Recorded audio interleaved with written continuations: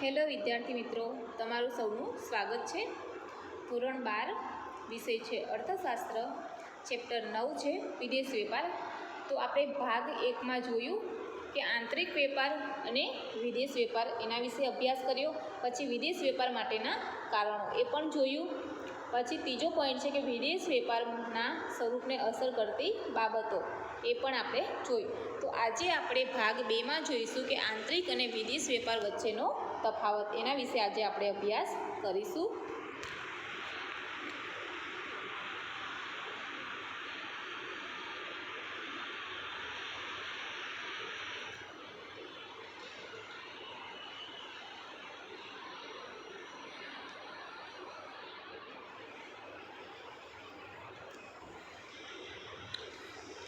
કે આંતરિક અને વિદેશ વેપાર વચ્ચેનો તફાવત પરીક્ષામાં 3 માર્ક્સમાં પૂછી શકે છે।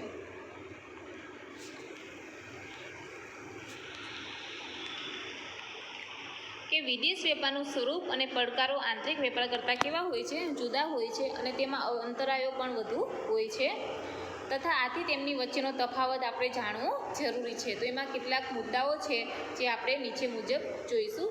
કે કદના આધારે તફાવત, પહેલો પોઈન્ટ છે કે વિદેશ વેપારમાં અનેક દેશો, વસ્તુઓ અને સેવાઓ, કાયદાઓ, પદ્ધતિઓ વગેરે સંકળાયેલા હોવાથી વિદેશ વેપારનું કદ આંતરિક વેપાર કરતાં અનેક ગણું મોટું હોય છે। કે જે વિદેશ વેપાર છે એમાં શું હોય છે, વસ્તુઓ અને સેવાઓ, પછી દેશો પણ ઘણા બધા હોય, પછી એ દેશના કાયદાઓ પણ કેવા હોય છે, અલગ હોય છે, એની પદ્ધતિઓ વગેરે રીતે સંકળાયેલા હોય છે। અને આના લીધે શું થાય છે કે આંતરિક વેપાર કરતાં જે વિદેશ વેપાર છે એનું કદ કેવું હોય છે, વધારે હોય છે, એટલે કે મોટું હોય છે। વિવિધ ચલણો અને ચૂકવણીની પદ્ધતિઓ, કે આંતરિક વેપારમાં ચૂકવણીઓ પોતાના દેશના ચલણમાં જ થાય છે।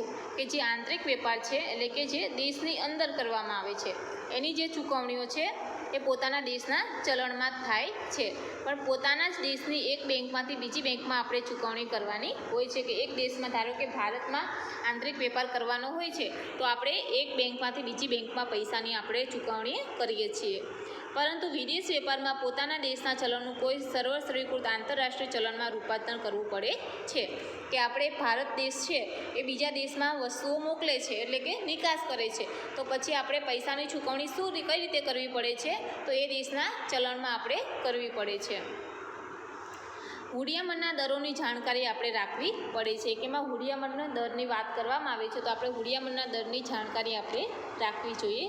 જે તે દેશના કાયદાઓ મુજબ પરવાનગીઓ લેવી પડે છે। કે જે દેશમાં આપણે વેપાર કરવાનો હોય છે એ દેશના કાયદાઓ મુજબ આપણે પરવાનગી એટલે કે રજાઓ લેવી પડે છે। આયાતકારો અને નિકાસકારોએ પોતાના દેશની બેંક પાસે ચૂકવણી કરવા અંગે શાખનું પ્રમાણપત્ર પણ મેળવવું પડે છે। કે જે વસ્તુની આપણે આયાત કરીએ છીએ અને જે વસ્તુની આપણે નિકાસ કરીએ છીએ એ દેશની બેંક પાસે ચૂકવણી કરવા માટેનું જે શાખનું જે બેંક છે એ શાખનું પ્રમાણપત્ર પણ આપણી પાસે હોવું જરૂરી છે। એટલે કે વિવિધ ચલણો અને ચૂકવણીઓની પદ્ધતિ, એટલે કે આંતરિક વેપારમાં જો કરવામાં આવે તો એ પોતાના દેશની અંદર જ થતી હોય છે ચૂકવણીઓ, અને જો બીજા દેશમાં આપણે આયાત નિકાસ કરીએ છીએ તો પછી એ બેંકની જે દેશ છે ત્યાંનું જે ચલણ હોય છે એમાં આપણે આપણા દેશના ચલણને રૂપાંતર કરવું પડે છે। એટલે કે આપણે હુડિયામણનો જે દર છે એના વિશે આપણે માહિતી રાખવી પડે છે। ત્રીજું છે કે ભાષા, સંસ્કૃતિ અને સમાજ અંગેના તફાવતો। કે આંતરિક વેપારમાં વિનિમય એક સમાન ભાષા, સંસ્કૃતિ અને સામાજિક વ્યવસ્થામાં થાય છે, કારણ કે આંતરિક વેપાર તો એક દેશની અંદર જ થાય છે એટલે કે એમાં એક સમાન ભાષા હોય છે, પછી સંસ્કૃતિ પણ એક સમાન હોય છે અને સામાજિક વ્યવસ્થા પણ હોય છે। પરંતુ જો વિદેશ વેપારમાં દરેક દેશમાં ભાષા, સંસ્કૃતિ, સમાજ વગેરે જુદા હોવાને કારણે કોઈપણ પ્રજાની લાગણીઓ ન દુભાય તે રીતે વેપાર કરવો પડે છે। કે આપણા દેશમાં તો આપણને ખબર છે કે ભાષા, સંસ્કૃતિ કેવી છે, પણ જો આપણે બીજા દેશમાં વેપાર કરીએ તો એ દેશની ભાષા, સંસ્કૃતિ અને સમાજ વગેરેની આપણને જાણકારી હોતી નથી, તો આપણે એની જાણકારી રાખવી જોઈએ અને પ્રજાની જે લાગણીઓ ના દુભાય એવા આપણે પ્રયાસો કરીને વેપાર કરવો જોઈએ। દરેક દેશની જીવનશૈલીને અનુરૂપ વસ્તુઓ વેચવી જોઈએ। કે જે દેશમાં જે વસ્તુની માંગ હોય એ રીતે એ દેશમાં વસ્તુ આપણે મોકલવી જોઈએ। વાહન વ્યવહાર ખર્ચનો તફાવત છે। કે વિદેશ વેપારમાં આંતરિક વેપારની સરખામણીમાં વાહન વ્યવહારનો ખર્ચ કેવો હોય છે? વધારે હોય છે. કે વિદેશ વેપારમાં આંતરિક વેપારની સરખામણી એટલે વિદેશ વેપારમાં વાહન વ્યવહારનો ખર્ચ વધારે હોય છે, જ્યારે જે આંતરિક વેપાર છે એમાં વાહન વ્યવહારનો ખર્ચ કેવો હોય છે? ઓછો હોય છે. ઉપરાંત દરેક દેશની હદ પર અનેક જાતના વેરા પણ ભરવાના હોય છે, કે બધા દેશની હદ ઉપર શું કરવાના આવે છે? વેરા, ટેક્સ ભરવાનો હોય છે, જે આંતરિક વેપારની સરખામણીમાં વધુ હોય છે. એટલે કે આંતરિક વેપારમાં વેરા ઓછા ભરવાના હોય છે, પણ જ્યારે વિદેશમાં વેપાર કરવાનો હોય છે તો વેરા કેવા ભરવાના હોય છે? વધારે ભરવાના હોય છે. એટલે કે વાહન વ્યવહાર ખર્ચમાં પણ શું હોય છે? તફાવત હોય છે. હરીફાઈના પ્રમાણમાં તફાવત છે, કે આંતરિક વેપારમાં કોઈ વસ્તુના અનેક ઉત્પાદકો હોય તો પણ ઉત્પાદન સાધનો, ટેકનોલોજી વગેરે સમાન હોવાને કારણે તેઓ વસ્તુઓનું વર્ગીકરણ અને વિભિન્નતાના ધોરણે વધુ પડતી હરીફાઈ કરી શકતા નથી. કે આંતરિક વેપાર છે જે દેશની અંદર કરવામાં આવે છે, એમાં કોઈ પણ વસ્તુના અનેક ઉત્પાદકો હોય છે તો પણ જે ઉત્પાદનના જે સાધનો છે, ટેકનોલોજી છે, એ એક સરખી હોવાને કારણે તેઓ વસ્તુઓનું વર્ગીકરણ અને વિભિન્નતાના ધોરણે વધુ પડતી હરીફાઈ કરી શકતા નથી, કારણ કે બધી જગ્યાએ એક સરખી જ ટેકનોલોજી હોય છે, એટલે હરીફાઈ જોવા મળતી નથી. પરંતુ વિદેશ વેપારમાં દરેક ઉત્પાદક વર્ગીકરણ અને વિભિન્નતાના આધારે હરીફાઈ કરે છે, કે વિદેશ વેપારમાં હરીફાઈનું પ્રમાણ જોવા મળે છે, જ્યારે આંતરિક વેપારમાં હરીફાઈનું પ્રમાણ જોવા મળતું નથી. વળી કોઈ દેશમાં એક પ્રકારની વસ્તુ વેચવા માટે જે તે દેશના ઉત્પાદકો તથા અન્ય દેશના ઉત્પાદકો બજાર હિસ્સો મેળવવા હરીફાઈ કરે છે. કે કોઈ દેશમાં એક પ્રકારની જે વસ્તુ વેચવા માટે શું કરે છે? ઉત્પાદકો અથવા તો અન્ય દેશના જે ઉત્પાદકો છે એ બજાર હિસ્સો આપણે મેળવવો હોય તો શું કરતા હોય છે? હરીફાઈ કરતા હોય છે. દાખલા તરીકે આપણે જોઈશું કે જ્યારે ભારતમાં વિદેશી ગાડીઓ એટલે કે કાર ન હતી, આપણા ભારતમાં જે વિદેશની જે ગાડીઓ છે એ હતી નહીં, ત્યારે દેશના ઉત્પાદકો વચ્ચે હરીફાઈ હોવા છતાં તેનું પ્રમાણ આજના સમય જેવું ન હતું, જ્યાં રોજ નવા મોડલ, નવા આકર્ષણો, નવી વિજ્ઞાપન વગેરે જોવા મળે છે. આજે વિદેશી કાર બનાવવાની કંપનીઓ ભારતના બજારમાં પોતાનો હિસ્સો વધારવા માટે પ્રયાસ કરે છે. કે પહેલાં આપણા પાસે વિદેશની કાર ન હતી, પણ ત્યારે હરીફાઈનું પ્રમાણ હતું, પણ આજના સમય જેટલું ન હતું. પણ અત્યારે આપણા ભારત દેશ પણ શું કરી રહ્યો છે? કે વિદેશી કાર બનાવવાની કંપનીઓ ભારતમાં બજારમાં મૂકી છે, એટલે સતત એ પ્રયાસો કરતો રહ્યો છે આપણો ભારત દેશ. હવે ગ્રાહકને સંતોષવા અંગેનો તફાવત, કે એક જ દેશમાં સમાજ, શિક્ષણ, સજાગતા, માહિતી,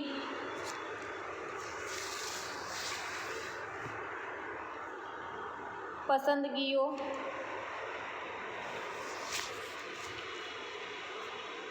મૂલ્યો, સહનશીલતા વગેરેના ધોરણો સમાન હોવાને કારણે કોઈ વેચનારને ગ્રાહકના સંતોષનો અંદાજ સહેલાઈથી મળે છે. એટલે કે આપણે એક જ દેશમાં આપણે વસ્તુનું આપ-લે કરવાની છે, બરાબર? તો શિક્ષણ, પછી સજાગતા એટલે કે સાવધાની, પછી માહિતી, પછી કઈ વસ્તુ જોઈએ છે, પસંદગીઓ, પછી એનું મૂલ્ય, એની કિંમત કેટલી છે, એ સહનશીલતા વગેરેના ધોરણે સમાન હોવાને કારણે કોઈ વેચનારને ગ્રાહકના સંતોષનો આપણે અંદાજ સરળતાથી લગાવી શકીએ છીએ, કારણ કે એ તો આપણા દેશમાં જ થવાનું છે, એટલે આપણા દેશની બધી બાબતોની આપણને જાણકારી હોય જ છે, અને તે પ્રમાણની વસ્તુનું ઉત્પાદન, વેચાણ અને વિજ્ઞાપન પણ તે કરે છે. પરંતુ વિદેશ વેપારમાં દરેક દેશમાં આવી બાબતોનો કેવો હોય છે? મોટો તફાવત હોય છે. માટે વેચનારે દરેક દેશના ગ્રાહકોને સંતોષવા માટે વધુ મહેનત કરવી પડે છે. કે જે આંતરિક વેપાર છે એમાં એવું બધું કરવું પડતું નથી, કારણ કે આપણને બધી ખબર જ હોય છે કે આપણા દેશમાં કઈ વસ્તુઓ જોઈએ છે, બરાબર? ગ્રાહકોનું વર્તન કેવું છે. પણ જ્યારે વિદેશમાં વેપાર કરવાનો હોય છે ત્યારે આપણે બધું ધ્યાન રાખવું પડે છે, અને આપણે વિદેશના ગ્રાહકોને સંતોષવાનો હંમેશા પ્રયત્ન કરવો પડે છે. બીજા શબ્દોમાં આંતરિક વેપારમાં ગ્રાહકના વર્તનની આગાહી કરી શકાય છે, કે આપણે આંતરિક વેપાર હોય છે, આપણા ગ્રાહકો કેવા હોય છે એનું આપણે અનુમાન કરી શકીએ છીએ, પણ જ્યારે વિદેશ વેપારમાં સહેલાઈથી આ પ્રકારની આપણે આગાહી કરી શકતા નથી, કારણ કે વિદેશના લોકો છે એનો સ્વભાવ કેવો છે, બરાબર? એને કઈ વસ્તુ જોઈએ છે એવું આપણે અનુમાન કરી શકતા નથી. એટલે કે ગ્રાહકોને સંતોષવા અંગેનો પણ તફાવત હોય છે. પછી છે વહીવટી અને કાયદાકીય વ્યવસ્થામાં તફાવત, કે પોતાના દેશની વહીવટી અને કાયદાકીય વ્યવસ્થા વેપારીઓ જાણતા હોવાથી તેમને વેપાર કરવામાં આવી બાબતોની મુશ્કેલીઓ ઓછી પડે છે. કે આપણે પોતાના દેશમાં જો વસ્તુઓનું વેચાણ કરવામાં આવે તો આપણને તો ખબર જ હોય છે કે કાયદા કેવા છે, વહીવટ કેવો છે, એટલે આપણને કોઈ મુશ્કેલી પડતી નથી. પરંતુ જો આપણે વિદેશ વેપારમાં જઈએ વેપાર કરવા તો દેશના વેરા, પછી કાયદાકીય, પછી પરવાના એટલે કે મંજૂરી વગેરે અંગેની પૂરી જાણ્યા વગર વેપાર કરવાનું લગભગ અસંભવ બને છે. એટલે આપણી પાસે એના કાયદા કેવા છે, એ દેશનો વેરો કેટલો ભરવાનો હોય છે, બરાબર, આ બધી માહિતી આપણી પાસે નથી હોતી, એટલે આપણે વેપાર કરવાનું અસંભવ હોય છે. અન્ય દેશોની નીતિઓ વિશેની માહિતી મેળવવાની પ્રક્રિયા અઘરી અને ખર્ચાળ બાબત છે, કે આપણે બીજા દેશની નીતિઓ વિશેની આપણે જો માહિતી મેળવી હોય તે પ્રક્રિયા કેવી છે, અઘરી છે અને કેવી છે, ખર્ચાળ પણ બની શકે છે. તો આ હતો આંતરિક વેપાર અને આંતરરાષ્ટ્રીય વેપારનો તફાવત છે, એ આપણે જોયો. એમાં 7 પોઈન્ટ છે. હવે જોઈશું વિદેશ વેપારની પ્રવર્તમાન સ્થિતિ, એટલે કે વિદેશ વેપારની અત્યારની સ્થિતિ કેવી છે એ જોઈશું આપણે. કે એગ્નસ મેડિસન નામના ઇતિહાસકારની શોધ દર્શાવતા વર્લ્ડ ટ્રેડ રિપોર્ટ 2013માં દર્શાવ્યું છે કે 18મી સદીના મધ્યગાળથી વિશ્વની વસ્તી 6 ગણી વધી છે. કે 18મી જે સદી હતી એ મધ્યગાળથી વિશ્વની જે વસ્તી છે એમાં કેટલો વધારો થયો છે? 6 ગણો વધારો થયો છે. વિશ્વનું ઉત્પાદન 60 ગણું વધી ગયું છે, કે જે વિશ્વનું જે ઉત્પાદન કરવાનું હોય છે એમાં 60 ગણો વધારો થયો છે. જ્યારે વિશ્વ વેપાર 140 ગણો વધ્યો છે. વિશ્વનો જે વેપાર કરવાનો હોય છે એમાં 140 ગણો વધારો થયો છે. આ રિપોર્ટ મુજબ વિશ્વમાં વાહન વ્યવહાર અને સંદેશા વ્યવહારના ખર્ચમાં નોંધપાત્ર ઘટાડો થવાથી વેપારને વેગ મળ્યો છે. તદુપરાંત પ્રદેશો વચ્ચે રાજનૈતિક સંબંધોનો વિકાસ થતાં વેપાર વધવા પામ્યો છે. એટલે કે પ્રદેશો વચ્ચે શું થયા છે? રાજ્યના સંબંધો સારા છે અને એનો વિકાસ પણ સારો છે. એના લીધે શું થાય છે? વેપાર વધ્યો છે. છેલ્લા 30 વર્ષોમાં વ્યવસાયિક સેવાઓના વેપારમાં દર વર્ષે સરેરાશ 7% વધારો થાય છે. કે છેલ્લા 30 વર્ષોની વ્યવસાયિક જે વેપાર છે, બરાબર, એમાં 7% વધારો નોંધાયો છે. કે 1980 અને 2011ની વચ્ચે વિકાસશીલ દેશોનો નિકાસમાં ફાળો 34%થી વધીને 47% અને આયાતોમાં તેમનો ફાળો 29%થી વધીને 42% થયો છે. કે 1980 અને 11ની વચ્ચે જો વાત કરવામાં આવે તો દેશોનો જે નિકાસનો જે ફાળો છે એ 34% હતો, ત્યાંથી વધીને કેટલો થઈ ગયો છે? 47% થઈ ગયો છે. અને જો આયાતની વાત કરે છે તો આયાતમાં તેનો ફાળો 29% હતો અને 29%થી વધીને કેટલો થઈ ગયો છે? 42% થયો છે. એશિયાના દેશો આજે વિશ્વ વેપારમાં નોંધપાત્ર ભાગ ભજવે છે. છેલ્લા કેટલાક કાયદાઓ દરમિયાન વિશ્વ ઉત્પાદનમાં વૃદ્ધિ દર કરતાં વિદેશ વેપારનો વૃદ્ધિનો દર બમણો પ્રમાણમાં વધ્યો છે. એટલે કે વિશ્વ ઉત્પાદનમાં વૃદ્ધિ દર કરતાં વિશ્વ વેપારનો વૃદ્ધિ દર છે એ વધ્યો છે. આ દર્શાવે છે કે વિશ્વમાં વેચાણમાં વ્યવસ્થાનો વિકાસ થયો છે. કે વિશ્વમાં જે વસ્તુની વેચાણ થાય છે એનો દર કેવો છે? વધી ગયો છે. એ આપણે કોષ્ટક 9.1માં જોઈશું કે વિવિધ સમયગાળાઓ દરમિયાન વિશ્વ વેપારનો વાર્ષિક સરેરાશ વૃદ્ધિ દર, કે વર્ષનો સરેરાશ વૃદ્ધિ દર કેટલો છે? તો સમયગાળો બતાવ્યો છે કે 1950થી 1973 સુધીની વાત કરે છે તો એમાં કેટલો છે? 7.88% છે. પછી 1973થી 1985ની વાત કરે તેમાં 3.65% છે. પછી 1985થી 1996 સુધીની વાત કરે છે 6.55 છે. પછી 1996થી 2000 સુધીમાં 6.89% છે.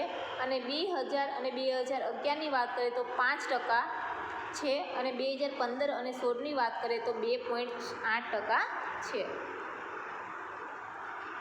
હવે જોઈશું વિશ્વ વેપારમાં ભારતનો હિસ્સો. કે આપણે વિશ્વમાં વેપાર તો કરીએ છીએ પણ એમાં ભારતનો હિસ્સો કેટલો છે એની વાત કરવામાં આવી છે. તો કે વિશ્વ વેપારનું કદ અને વૃદ્ધિનો દર જોતાં ભારતનો વિશ્વ વેપારમાં હિસ્સો કેવો છે? આપણો હિસ્સો નાનો રહ્યો છે. પરંતુ એક વિકાસશીલ દેશ તરીકે ભારત વિશ્વ વેપારમાં મહત્ત્વનો ભાગ ભજવે છે. કે આપણો દેશ છે એ કેવો છે? વિકાસશીલ દેશ છે, વિકાસ તરફ આગળ વધી રહ્યો છે. એટલે ભારત વિશ્વ વેપારમાં મહત્ત્વનો ભાગ ભજવે છે. ભારતની પોતાની નિકાસો વધી છે તેમજ જીડીપીમાં નિકાસનો ફાળો પણ વધ્યો છે. કે આપણો જે ભારત છે એની નિકાસો કેવી છે? વધી ગઈ છે. અને એમાં જીડીપીમાં પણ નિકાસનો ફાળો પણ કેવો છે? વધારે છે. નિકાસના પ્રમાણમાં નોંધપાત્ર વધારો થયો હોવા છતાં ભારતની આયાતો તેની નિકાસો કરતાં વધુ પ્રમાણમાં વધે છે. કે જે નિકાસના પ્રમાણમાં શું થાય છે? વધારો થયો છે, અને વધારો થવાથી નિકાસો કરતાં વધુ પ્રમાણમાં વધે છે. અને જેટલી આયાત આવે છે એના પ્રમાણ નિકાસ કેટલી થાય છે? વધારે થાય છે. આયાતોનું જીડીપીમાં પ્રમાણ નિકાસો કરતાં વધુ છે. કે જે આયાતોનું જે જીડીપીમાં પ્રમાણ છે નિકાસો કરતાં કેવું રહ્યું છે? વધુ રહ્યું છે. વધતી આયાતોનું અર્થઘટન એવું થાય છે કે ભારતની વૃદ્ધિ અને વિકાસ સારા એવા પ્રમાણમાં થયો છે. કે ભારતનું જે વૃદ્ધિ અને જે વિકાસ થયો છે કેવા પ્રમાણમાં થયો છે? સારા પ્રમાણમાં થયો છે. જેથી વિકાસ માટેની આયાતોનું પ્રમાણ વધ્યું છે. કે વિકાસ માટેની જે વસ્તુની આયાતો કરવામાં આવે છે એનું પ્રમાણ વધ્યું છે. અને ભારતને આવી આયાતો કરવાનું પોસાય છે, અને ભારતને પણ આ આયાતો કરવાનું પરવડે છે અથવા તો ગમે છે. વધતી નિકાસોનો અર્થ એ થાય છે કે ભારતની વિશ્વ કક્ષાએ સ્પર્ધાત્મક કિંમતોએ સારી ગુણવત્તાવાળી વસ્તુઓ અને સેવાઓનો વિકાસલક્ષી જથ્થો ઉત્પન્ન કરવાની ક્ષમતા વધી છે. હવે આપણે કોષ્ટકમાં જોઈશું કે 2014-15માં વિશ્વના કુલ વેપારમાં ભારતના વેપારનો હિસ્સો કેટલો છે? તો 2.07% રહ્યો છે. વિશ્વના કુલ નિકાસોમાં ભારતની નિકાસોનો ટકાવારી હિસ્સો જોઈશું આપણે. એમાં વર્ષ બતાવ્યું છે, એની સામે વિશ્વની કુલ નિકાસોમાં ભારતની નિકાસોનો ટકાવારી હિસ્સો બતાવ્યો છે, અને એમાં ભારતનો વિશ્વમાં કેટલામો ક્રમ આવે છે? તો 2005માં કેટલો હતો ટકાવારી હિસ્સો? તો 0.9% હતો, અને એનો ત્યારે ભારતનો ક્રમ 29મો હતો. પછી 2010માં 1.5% હિસ્સો હતો, અને એનો ભારતનો વિશ્વમાં ક્રમ 19મો હતો. અને 2012માં 1.6% ટકાવારી હિસ્સો હતો નિકાસોમાં, અને એનો ક્રમ હતો 19. અને 2013માં 1.7 હતો, અને ભારતનો વિશ્વમાં જે ક્રમ છે 19મો હતો. અને 2014માં પણ ભારતની નિકાસોનો જે ટકાવારી હિસ્સો છે 1.7 હતો, અને એનો ક્રમ પણ 19 છે. એટલે 19 સુધી જ રહ્યો છે.